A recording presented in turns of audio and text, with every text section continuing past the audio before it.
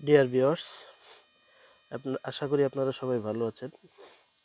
আজকে আমরা যে নতুন ভিডিওটি নিয়ে এসেছি সেটি হচ্ছে ছাদে ক্ষুদ্র পরিসরে গার্ডেনিং করা।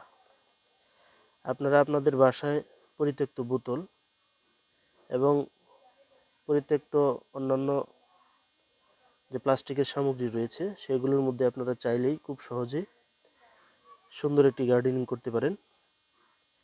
বিশেষ করে বিকেলের অবসর সময়টাতে সেখানে কাজ করে সুন্দর সময় অতিবাহিত করতে পারেন। দর্শক, আপনারা দেখতে পাচ্ছেন যে আমরা একটি ছোটোখাটো বাগান করেছি।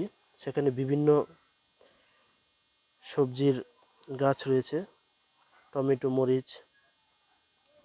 দর্শক, এটি মাত্র আমরা 10 দিন আগে লাগিয়েছিলাম। দেখুন কি সুন্দর করে বেড়ে উঠছে। কোনো ধরনের সার আমরা এটাতে প্রদান করি নাই, কোনো ধরনের ভেজাল কোনো কীটনাশক আমরা সেখানে প্রদান করি নাই।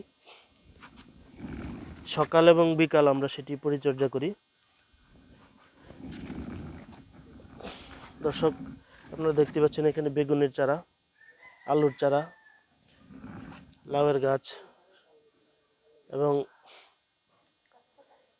পুদিনা পাতা। দর্শক, আপনাদেরকে যদি আরেকটু দেখাই, তাহলে আমাদের একটি পরিত্যক্ত বালতি ছিল।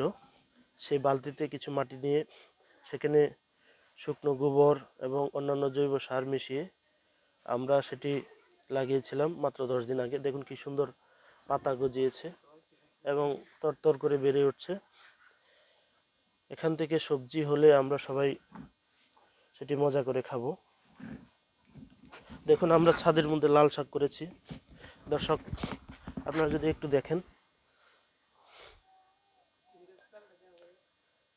আপনারা ইচ্ছা করলেই এরকম সুন্দর একটি বাগান করে ফেলতে পারেন ছাদের মধ্যে। বিশেষ করে অবসর সময়ে আপনাদের সুন্দর মুহূর্তগুলো এই গার্ডেনের সাথে কাটাতে পারেন।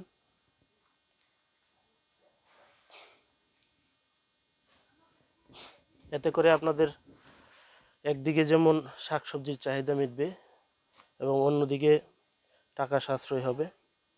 বিশেষ করে গাছের প্রতি আপনাদের একটি অনুভূতির যে জায়গা, সেটি আপনারা এই গাছ রোপণ এবং সবজি চাষের মাধ্যমে প্রকাশ করতে পারবেন।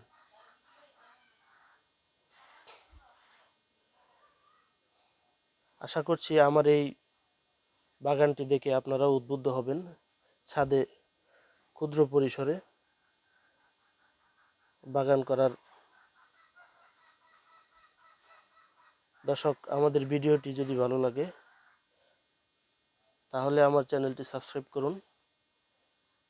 নতুন নতুন ভিডিও নিয়ে আপনাদের সাথে হাজির হব। আল্লাহ হাফেজ।